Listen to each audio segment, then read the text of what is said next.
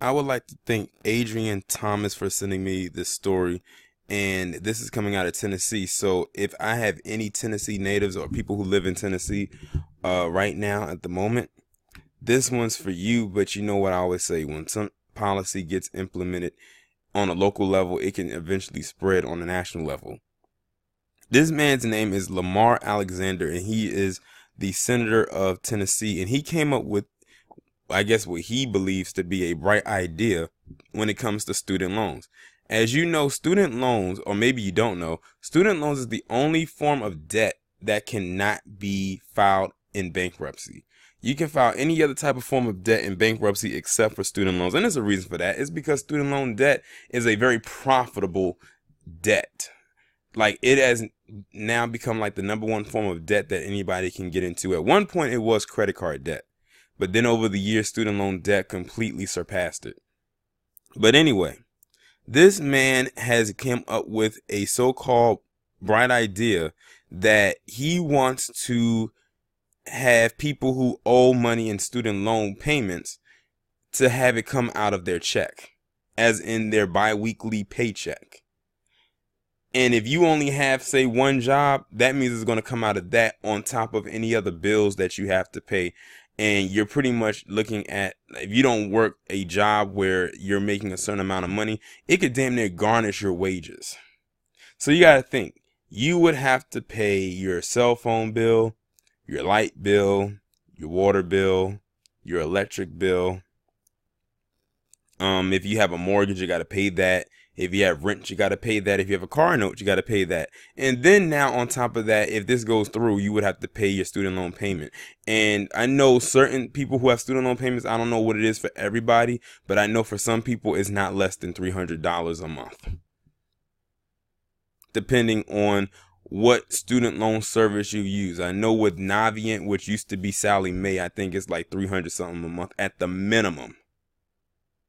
That is going to hurt a lot of people if they only have one form of employment. Now, if you have multiple forms of employment and you can use it, like say you have money that, that you make on that job, and you just put the money that you make from that job just for that, then that's fine. But if you only have one form of like employment, and say you live by yourself and you're like a single person, you're not married or with someone that you can help pay the bills, you're going to be in some bad shape if this goes through.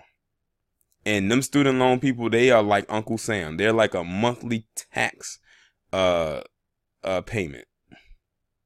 They're gonna want their money. It's like another bill, basically. And if you have a lot to owe in loans, I don't know what to tell you. But this is still messed up in the way because he's trying to make this a requirement. And you gotta wonder, why is he trying to make it a requirement as to, with the student loan thing? So what I'm gonna go ahead and do is I'm gonna read this article coming from Market Watch, because I am curious what the motive behind this is. I know it's money, but I know it has to be something else. It says borrowers could soon be required to pay back their federal student loans directly from their paycheck if one powerful Republican gets his way. Senator Lamar Alexander, a Republican from Tennessee and the chair of the Senate's Committee on Health, Education, Labor, and Pensions, which oversees higher education, proposed automatically withholding a borrower's monthly student loan payment from their paycheck, similar to the system already used for federal payroll taxes. Alexander floated the idea in a speech outlining his priorities for reauthorizing the Higher Education Act, the statute that governs colleges and financial aid. As a former governor of Tennessee, Secretary of Education, and president of the University of Tennessee, Alexander is a prominent voice on higher education issues. He plans to retire in 2020 and has signaled that he'd like Congress to reauthorize the HEA by the end of the year. That's very interesting. It's interesting how when a lot of people get ready to leave from a job or resign, they always like to implement these silly policies into their tenure before they leave. In the speech, Alexander said his proposal would streamline the 9 repayment plans currently available to federal student loan borrowers, and a new option that guarantees that borrowers would never have to pay more than 10% of their income that is not needed for necessities.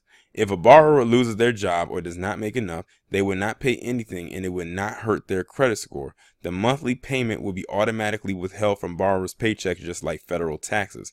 It's hard to say how likely it is that Alexander's proposal will become reality. While there is bipartisan consensus on some of the challenges facing colleges and student loan program, experts are skeptical that the two sides could reach agreement in such a partisan environment. Regardless, Alexander remarks may kick off a serious policy discussion about a system for repaying student debt. Some hail a government-run debt repayment system as a fix to many of our country's student loan woes, while others deride the ideas as a paternalistic and punitive to people who are already struggling.